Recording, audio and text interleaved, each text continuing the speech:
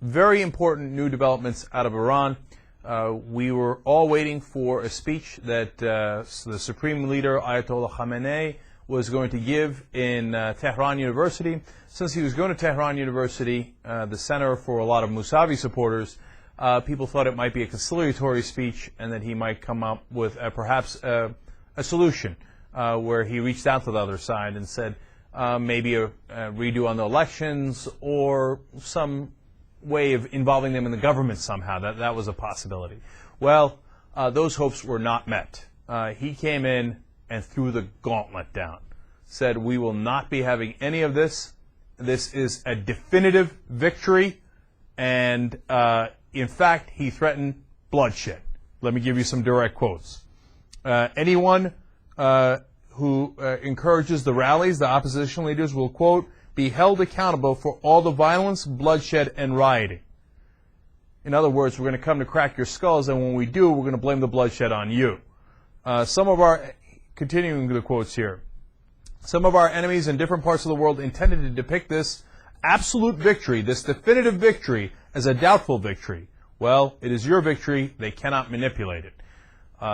Calling the victory of Ahmadinejad definitive and absolute.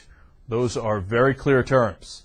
As far as the rallies are concerned, he said, I call on all to put an end to this method. He says, some may imagine that the street action will create political leverage against the system and force the authorities to give in to threats. No, this is wrong.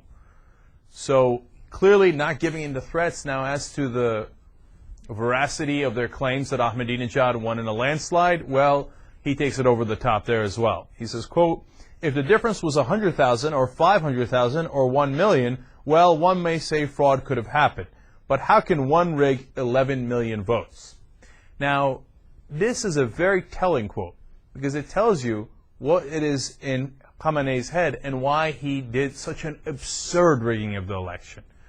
Because he thought, well, if I say it's close, then they can question it. But if I say, hey, he won by 11 million votes, they can't question it.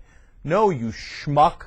That's not how it works. If you say the guy won in a landslide, it becomes super unrealistic. You're saying Ahmadinejad wiped out Mousavi, when that is clearly not what the polls showed ahead of time. That is not what any of the indications were. There's certainly, if you look at what's happening in the streets, not the indication of how the Iranian people actually felt. And this clown of all clowns thinks that, oh, no, it's okay. If I just tell people, hey, he won by 11 million votes, they'll doubt me less. No, we're doubting you more. If you had just rigged it so that it was 54-46, none of this probably would have come up in the first place. And if you hadn't announced the vote 3 hours after the vote was over, no, we counted all 40 million votes. Yeah, that's good, yeah. Ahmadinejad on a landslide. And he says, how could anyone have rigged 11 million votes? Yeah, here's how you do it. You get on the phone and you tell your interior minister, we're going to rig the votes, so why don't you just say that Ahmadinejad won by 11 million votes? Done. That's how you do it. So now the showdown really begins, because on Saturday there is a massive rally that is supposed to go on for Mousavi. And this is where push comes to shove, unfortunately. And the Mousavi supporters plan to do a peaceful protest. Now Khamenei is saying that this is illegal and that there will be bloodshed. And he's backing it up with action. Already, we have now news from the UK Guardian saying that Mousavi's offices have been raided and that his supporters have been arrested. So already the crackdown has begun. And when those people hit the streets tomorrow, then it appears that we're going to have another Tiananmen Square type of moment. This time it's going to be Tehran Square, if you will. How do the protesters react? How do the police react? Because one of the key things is, and this is what happened in the 1979 revolution, will the police say, no, I'm not doing it. I'm not going to crack down on them. I'm not going to kill innocent people that don't have weapons. Or will they ruthlessly carry out the orders that they have been given by Ahmadinejad? Here's what is absolutely certain. Ahmadinejad and more importantly, Khamenei have given up any pretenses that Iran is a democracy.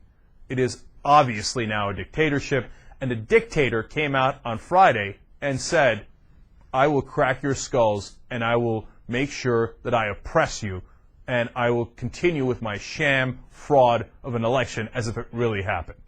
So now we've heard from the dictator, and tomorrow we're going to hear from the people. And I'll tell you, those people going out there, they are brave. Many telling reporters on the scene, I might be one of the people that die tomorrow, but I have to do this for my country.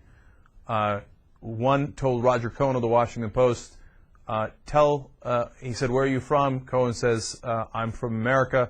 He says, give our regards to freedom.